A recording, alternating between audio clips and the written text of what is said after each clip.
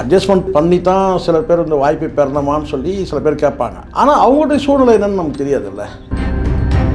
பழம்பெரும் நடிகை, அந்த நடிகை என்ன பண்ணான்னு கேட்டால் அவங்களுக்கு மிகப்பெரிய பிரச்சனை என்னன்னு கேட்டிங்கன்னா கடன் பிரச்சனை.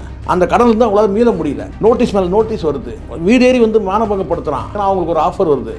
அப்போ ஒரு குஷ்டரோகியோட நீங்கள் உறவு வச்சுட்டிங்கன்னா உங்களுக்கு பெரும் தொகை கிடைக்கும், எல்லா பிரச்சனையும் சால்வ் பண்ணிடலாம். அந்த நடிகை என்ன முடிவு எடுத்திருப்பாங்க நீங்கள் நினைக்கிறீங்க? சிச்சுவேஷன். யாரையும் கேவலமாக நீங்கள் நடிகைகள்லாம் அட்ஜஸ்ட் பண்ணுற நடிகைகள்லாம் நம்ம கேவலமாக பார்வையில் பார்க்கக்கூடாது. பசி வந்தால் 10 பறந்து போயிடும்னு சொல்லுவாங்க. அந்த 10ல் 1 தான் மானம். ஸ்பாக்கெலாம் போகிறான்ல, இந்த மசாஜ் சென்டருக்குலாம் போகிறான். எதுக்கு போகிறான்? மசாஜ் பண்ணி போகிறான். அவன் மனைவி இல்லாத இன்னொரு பெண் தொட்டால் சுகம், அப்படி போகிறான். நம்ம எப்படி இன்னொருத்தருடைய வாழ்க்கையை நீங்கள் இப்படி வாழுங்க அப்படி வாழுங்க நம்ம எப்படி சொல்ல முடியும்? நம்ம சொல்ல முடியாது. கடன் பட்ட நெஞ்சம் போல் கலங்கினான் இலங்கை வேந்தன். அப்போ பாருங்கள் கடனுக்கு எவ்வளோ இருக்குது பாருங்கள். எந்த பெண்ணுமே விரும்பி அட்ஜஸ்ட் பண்ணி போக மாட்டாங்க. அப்போ நிர்பந்திக்கப்படுறாங்கிறது உண்மையா? கண்டிப்பாக அருவருப்பாக ஃபீல் பண்ணுவாங்கன்னு நான் சொல்கிறேன்.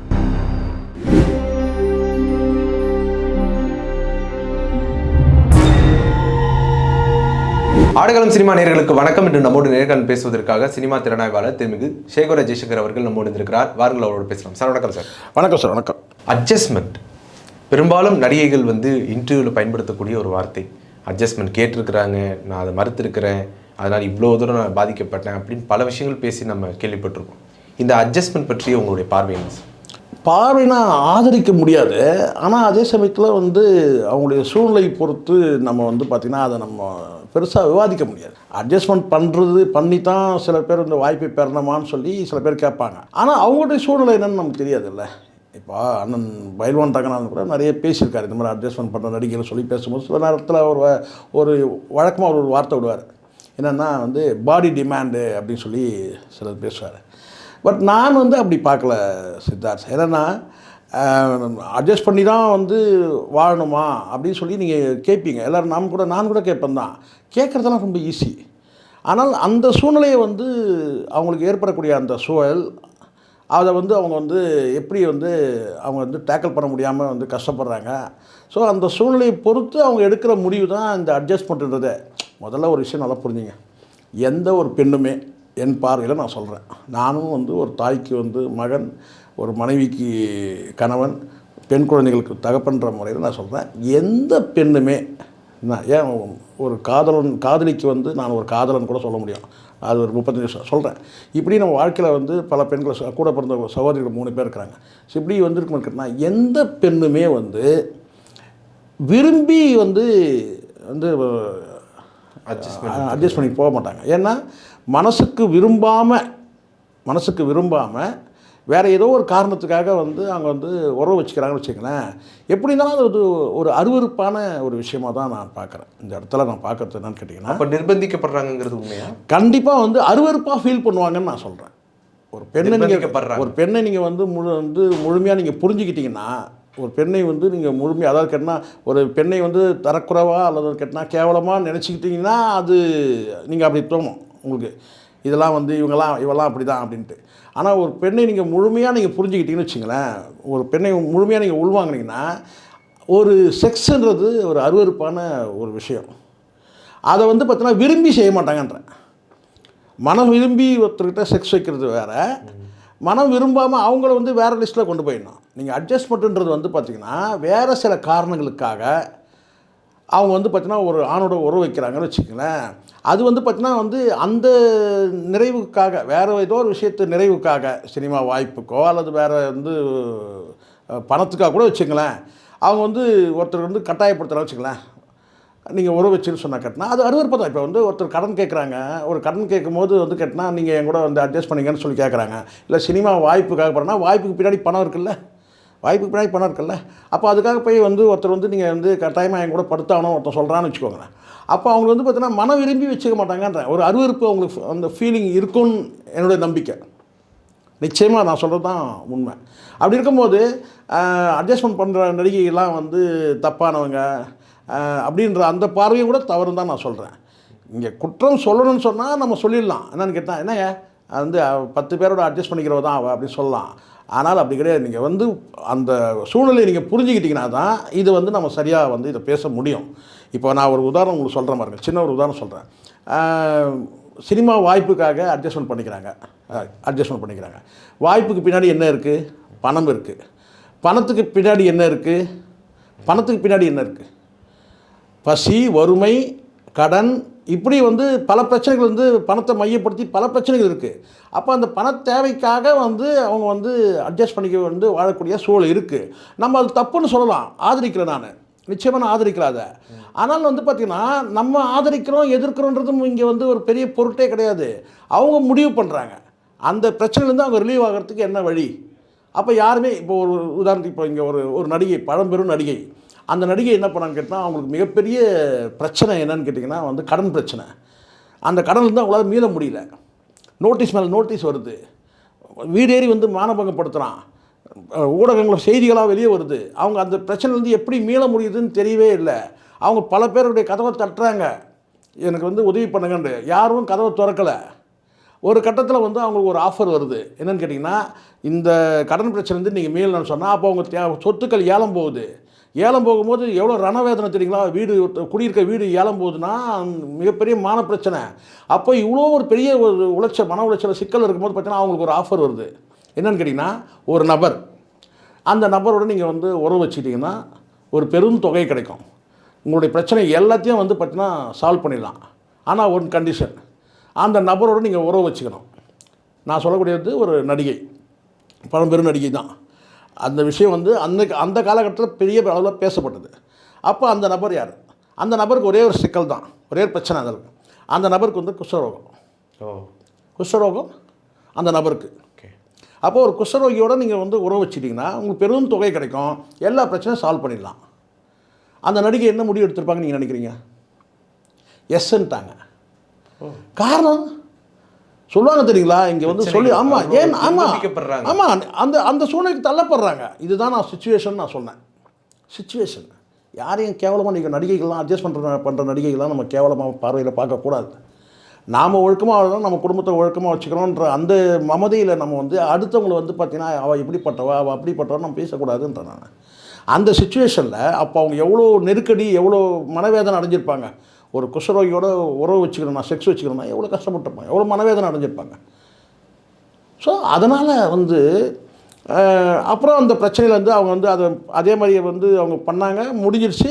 கடன் பிரச்சனைலேருந்து வெளியே வந்துட்டாங்க, அவ்வளோதான். அதனால தான் நான் சொல்ல கேட்டேன், இந்த இடத்துல நான் சொல்ல முடியும் அதுதான் கடன். ஏன்னா அப்போ கடனுக்கு எவ்வளோ வலிமை பாருங்க, கடனுக்கு எவ்வளோ.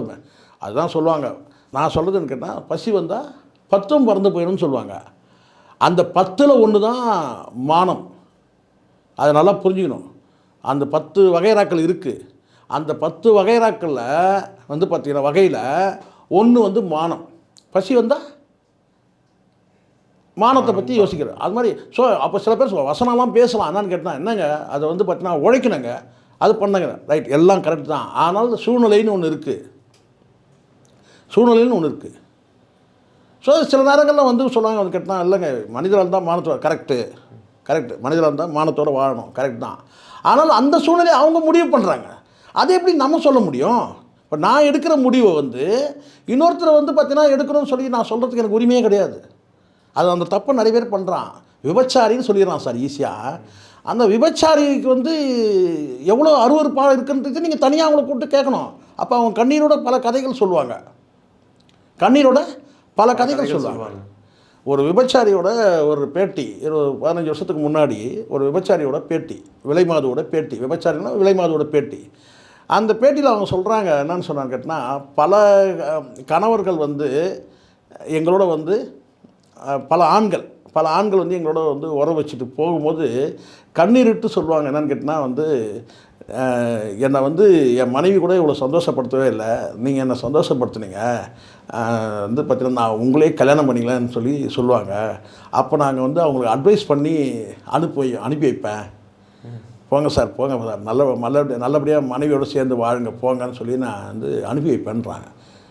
ஒரு பேட்டி, இது ஒரு 15 வருஷத்துக்கு முன்னாடி ஒரு பத்திரிகையில் வந்து ஒரு பேட்டி, ஒரு விபச்சாரியோட ஒரு விலைமாதோட பேட்டி. என்னன்னா அந்த அளவுக்கு நாங்கள் வந்து வரக்கூடிய ஆண்களை நாங்கள் சந்தோஷப்படுத்தி அனுப்புகிறோம். அந்த ஆனந்த கண்ணீரில் வந்து அவன் வந்து சந்தோஷத்தோட மிகுதியில் வந்து கண்ணீர் விட்டு தான் சொல்லணும்னு கேட்டால் நான் உன்னை மனைவியே ஆக்கிக்கிறேன்னு சொன்னவங்களாம் இருக்கிறாங்க. நாங்கள் அட்வைஸ் பண்ணி அனுப்புவோம். ஸோ மனைவி தர முடியாத சுகத்தை கூட நாங்கள் தரணும். இதெல்லாம் விரும்பி செய்கிறாங்களா? கிடையாது. அருவருப்பாக தான் வந்து மனைவி கிட்ட கிடைக்காத பல சுகங்கள் வந்து பார்த்திங்கன்னா வந்து விலை மாதிரிக்கிட்ட கிடைக்குன்னு சொல்லி போகிறவனே நிறைய பேர் இருக்கிறான். பல பேர் வந்து பார்த்திங்கன்னா இந்த ஸ்பாக்கெலாம் போகிறான்ல, இந்த மசாஜ் சென்டருக்கெலாம் போகிறான். எதுக்கு போகிறான்? மசாஜ் பண்ணி போகிறான். அவன் மனைவி இல்லாத இன்னொரு பெண் தொட்டால் சுகம், அப்படி போகிறான். ஆனால் வந்து பார்த்திங்கன்னா நம்ம நினைப்போம், ஐயோ வந்து மசாஜ் போகிறாருன்னு கேட்டான். இன்னும் நெஞ்ச நிமித்தின்னு போகலாம். இது மசாஜ் போகும்போது, விபச்சார விடுதிக்கு போகும்போது தலையில் முக்காடு போட்டு போகிறவங்களாம் இருக்கிறான். அதுதான் வந்து சித்திரம் பேசுதடின்ற படத்தில் வந்து மிஷ்கின் காட்டியிருப்பார். ஸோ நான் எதுக்கு இதை சொல்கிறேன்னா, அந்த சூழ்நிலை பொறுத்து அந்த நடிகை முடிவு பண்ணுறாங்க சித்தார்த். நம்ம அதை வந்து குறைய சொல்லணும். நாம் வந்து நமக்கு வாய்க்கப்பட்ட வாழ்க்கையை மட்டும் வச்சுக்கிட்டு நம்ம குடும்ப வந்து பின்னணியை வச்சுக்கிட்டு நம்ம வந்து நல்ல ஒரு வாழ்க்கை நமக்கு இருக்குது, நல்ல வந்து நம்ம குடும்ப பெண்களாக நல்ல குடும்ப பெண்கள் இருக்கிறாங்கன்றதுல வந்து ஆணவத்தோட மமதையோட அடுத்த வீட்டு பெண்ணையும் அடுத்த வீட்டு நடிகையை வந்து நம்ம கேவலப்படுத்தி பேசக்கூடாதுன்றது என்னுடைய எண்ணம். நான் நெஞ்சை நிமித்திட்டு போகிறேன். எங்கே போனாலும் வந்து பார்த்தீங்கன்னா வந்து ஏன் வந்து ஒரு பிரபலமான நடிகைகள் வந்து நேர்காணல் வந்து கூப்பிட்டால் கூட நான் நெஞ்சை நிமித்திட்டு போகிறேன். காரணம் கேட்டால் நான் அந்த பெண்ணை வந்து அந்த நடிகை வந்து பல பேர் என்கிட்ட கேட்டாங்க. என்னன்னு கேட்டிங்கன்னா வந்து அவங்க கவர்ச்சி நடிகை ஷகிலா வந்து கூப்பிட்டா நீங்கள் நேர்காணல் போனீங்களே சொல்லி சில பேர் என்கிட்ட வந்து நான் சொன்னேன், நான் போகும்போது வந்து பார்த்தீங்கன்னா நான் ரெடி போகிறதுக்கு. நான் வந்து சொன்ன ஒரே வார்த்தை கேட்டேன், நான் வந்து பார்த்தீங்கன்னா அவங்கள நான் ஷகிலா வந்து நான் அம்மாவை நினச்சிட்டு போவேன், அக்காவை நினச்சிட்டு போவேன். அப்படி தான் நான் போவேன். எனக்கு வந்து அதில் இந்த நெருடலே இல்லை வந்து தோழியாக கூட நினச்சிட்டு போவேன், ஃப்ரெண்டாக கூட நினச்சிட்டு போவேன். எனக்கு அதெல்லாம் நிறைய இருக்குது சார். எனக்கு சில பேர் இருந்தாங்க, எனக்கு அது எந்த நெருடலும் இல்லை. இப்போ கூட நான் நினச்சேன்னா ஃபோன் போட்டு அவங்கள்ட்ட பேசுவேன், அம்மா எப்படிமா இருக்கீங்க, நல்லா இருக்கீங்களாமான்னு கேட்பேன். அது எனக்கு ஒன்றும் இல்லை. இன்னும் சில நடிகைகள் இருக்கிறாங்க. சில பேர் வந்து பார்த்திங்கன்னா வந்து என்கிட்ட வந்து கேட்டாங்க எப்படி, அதெல்லாம் ஒன்றுமே கிடையாதுங்க. நான் வந்து அக்காவாக நினைக்கிறேன், அம்மாவாக நினைக்கிறேன், என் ஃப்ரெண்டாக நினச்சி கூட நான் வந்து போய் நேர்காணல் பேசுகிறான். எனக்கு எந்த நெருடலும் இல்லை. இங்கே மனைவியை உண்மையாக நேசிக்கிறவங்களுக்கு இந்த சிக்கலே கிடையாது. மனைவிக்கு துரோகம் பண்ணி இன்னொரு பெண்ணை நினச்சாலும் அவனுக்கு தான் இந்த சிக்கல். அதனால் எனக்கு வந்து நான் பொதுவாக வந்து சில பேர் சொல்லுவாங்க ஒரு நடிகைக்கு எதிராக கிடையவே கிடையாது. குறிப்பிட்ட நடிகைகள் தப்பான ஒரு ஸ்டேட்மெண்ட் ஏதாவது கொடுத்தாங்கன்னா அப்போ பிடிச்சி காட்டியிருக்கிறேன். அப்போ வந்து பார்த்தீங்கன்னா கடுமையாக. ஆனால் எந்த வகையிலே வந்து கேட்டால் வந்து இவங்கெல்லாம் வந்து நடிகைகள் அட்ஜஸ்ட் பண்ணுற நடிகைகள்லாம் கேவலமானவங்க, மோசமானவங்க, இவங்கெல்லாம் வந்து கெட்டவங்க, அந்த பார்வையே எனக்கு அவங்க சூழ்நிலையை அவங்க முடிவு பண்ணுறாங்க. நம்ம எப்படி இன்னொருத்தருடைய வாழ்க்கையை வந்து நீங்கள் வந்து இப்படி வாழுங்க அப்படி வாழுங்க நம்ம எப்படி சொல்ல முடியும்? நம்ம சொல்ல முடியாது. அன்றைக்கி அந்த நடிகை வந்து அப்படி செஞ்சாங்களே அது சரியானு கேட்டிங்கன்னா நான் சொல்லுறேன், ஒரு பொது பார்வையிலேருந்து நீங்கள் அதை பார்க்க முடியாது. அவங்க சூழ்நிலை அன்றைக்கி கடன் பிரச்சனை மாறும்போது கடன்பட்ட நெஞ்சம் போல் கலங்கினான் இலங்கை வேந்தன். நல்லா புரியும். இலங்கை வேந்தனதும் உங்களுக்கு பாரிவேந்தன் ஞாபகம் வருது இல்லை? பாரிவேந்தனுக்கு அந்த பிரச்சனை கிடையாது, என்றைக்குமே கடனாக போகிறது கிடையாது, கோடியாக சொத்து இருக்குது. இது என்ன கல்வி வள்ளல் அவர். நான் சொல்கிறது பாரிவேந்தனை சொல்ல, இலங்கை வேந்தனை சொல்கிறேன். கடன்பட்ட நெஞ்சம் போல் கலங்கினான் இலங்கை வேந்தன். அப்போ பாருங்கள் கடனுக்கு எவ்வளோ இருக்குது பாருங்கள். கடனுக்கு அவ்வளோ கடன் எவ்வளோ. இப்போ புரியுதுங்களா? வறுமை கொடுமையானது. நான் எழுதினேன் ஒரு ஸ்டேட்டஸ் போட்டேன், நம்ம ஸ்டேட்டஸ் பைத்தியம்ல வாட்ஸ்அப்பில். வறுமை கொடுமையானது, கடன் கொடூரமானது. அதுக்கு ஒரு ரிப்ளை கேட்டிருந்தான், இந்த வார்த்தை யார் சார் சொன்னது? நான் தாங்க சொன்னேன். ஏன் நான் சொல்லக்கூடாதா அப்படின்னு கேட்டான். அனுபவிச்சு தான் சொல்ல முடியும். வறுமை கொடுமையானது, கடன் கொடூரமானது. நான் வறுமையும் அனுபவிச்சிருக்கிறேன், கடனும் அனுபவிச்சிருக்கிறேன். அதனால் எனக்கு அந்த தகுதி இருக்குது. நான் தான் அந்த வார்த்தையை கண்டுபிடிச்சேங்க. வறுமை கொடுமையானது, கடன் கொடூரமானது அப்படின்னு சொல்லி வந்து சொன்னேன். அதனால் என்னென்னு கேட்டிங்கன்னா அந்த கடன் வரும்போது அவங்களுக்கு வந்து பிரச்சனை. இங்கே பல பெண்களுக்கு வந்து பார்த்திங்கன்னா வாழ்க்கையில் வந்து பார்த்திங்கன்னா வந்து பல நெருக்கடிகள் இருக்குது. கணவன் வந்து கட்டின கணவன் வந்து துரோகியாக இருக்கான், விட்டுட்டு போயிடுறான், ஏமாத்திடுறான். அப்போ அவங்க வந்து நிற்கணும், ஜெயிக்கணும். அதுக்காக கூட சில நேரங்களில் வந்து அவங்க வந்து பார்த்திங்கன்னா வந்து இப்படி அந்த நேரத்தில் தான் தூண்டில் போடுவான். எது இங்கே பிரச்சனையாக என்னென்னு கேட்டால் சில பேர்கள் பேசுகிறத நான் கொஞ்சம் உடன்படுறேன். என்னென்னு கேட்டிங்கன்னா சில பேர் கேட்டால் இங்கே வந்து தூண்டில் போடுறத பற்றி இங்கே யாருக்கும் வந்து தூண்டில் போடுறான்ல அதை பற்றி பிரச்சனை இல்லை. அங்கே வந்து பார்த்தீங்கன்னா அந்த புழு பற்றி தான் இங்கே யோசனை பண்ணுறேன். அந்த புழு பற்றி தான் யோசிக்கிறான். சில பேர் சொல்லுவாங்க இவங்க வல்னரபிளாக இருக்கிறாங்க சார். நான் தூண்டில் அதுதான் சார் நான் சொல்கிறேன்ல. இங்கே தூண்டில் போடும்போது அந்த தூண்டில் போடுறவனை பற்றி யாரும் பேசுறதே கிடையாது.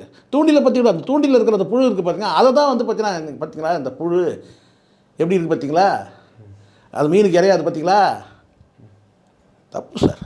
யாரையும் நான் சொல்கிறேன் என்னன்னு கேட்டேன், நமக்கு ஒரு நல்ல வாழ்க்கை இருக்குது, நம்ம வாழ்க்கையில் நல்ல பெண்கள் நமக்கு துணையாக இருக்கிறாங்கன்றதுனாலேயே வச்சு நம்மளுடைய வாழ்க்கை முறையை வச்சு இன்னொருத்தருடைய வாழ்க்கையை நாம் வந்து எடை போடக்கூடாது. அவங்களுடைய வாழ்க்கை, அவங்களுடைய சூழ்நிலை, அவங்களுடைய ஃபேட், அவங்க அதை தலைவிதியெல்லாம் சொல்கிறாங்களே, எனக்கு அதை பெருசாக நம்பிக்கலை. பட் அது வந்து அதை அவங்க ஃபேஸ் பண்ணுறாங்க வந்து பார்த்திங்கன்னா, இல்லை சமாளித்து வந்து பார்த்திங்கன்னா வந்து மானத்தோடு வாழ்கிறாங்க, இல்லை வந்து பார்த்திங்கன்னா வந்து அதை வந்து எழுந்து அவங்க வந்து வாழ்கிறாங்கன்னா அது அவங்க சூழ்நிலை. அதை நம்ம வந்து கேலியோ கிண்டலோ குறையோ அல்லது புறம் பேசுறதோ தப்பு. உங்களுடைய நேரத்தை ஒதுக்கி எங்களோட கருத்தில் பந்தமைக்கு நன்றி. நன்றி சார்.